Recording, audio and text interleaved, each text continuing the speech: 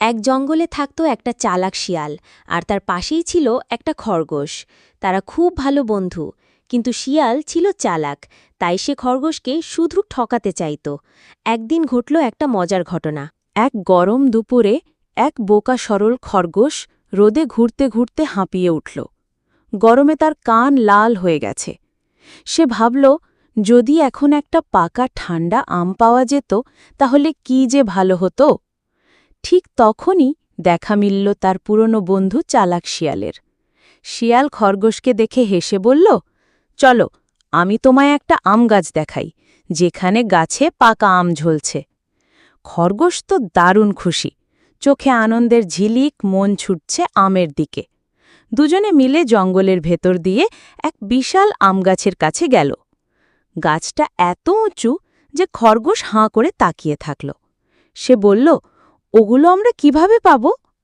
শিয়াল তখন এক বুদ্ধি করল, বলল, তুমি নিচে দাঁড়াও, আমি তোমার কাঁধে উঠে গাছে যাব।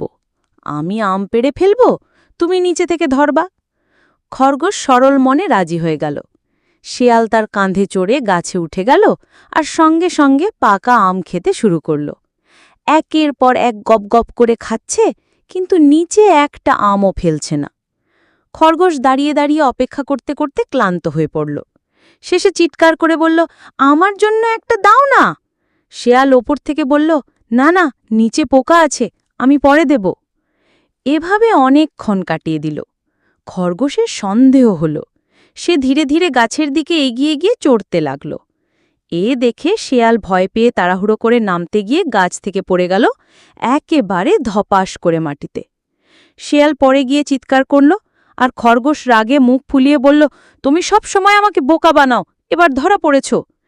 শেয়াল কষ্টে উঠে বলল, আমি সত্যিই দুঃখিত, আমি লোভ করেছি, কিন্তু এখন বুঝেছি লোভ করলে এমনই হয়।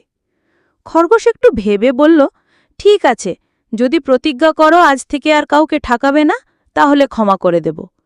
শেয়াল লজ্জা পেয়ে মাথা নিচু করে প্রতিজ্ঞা করল, আমি আর কোনো দিন কাউকে ঠকাব না, বন্ধুদের সঙ্গে ভাগ করে খাব। তারপর খরগোশ গাছ থেকে কয়েকটা আম পেড়ে আনল। দুজনে মিলে গাছতলায় বসে পাকা আম খেল।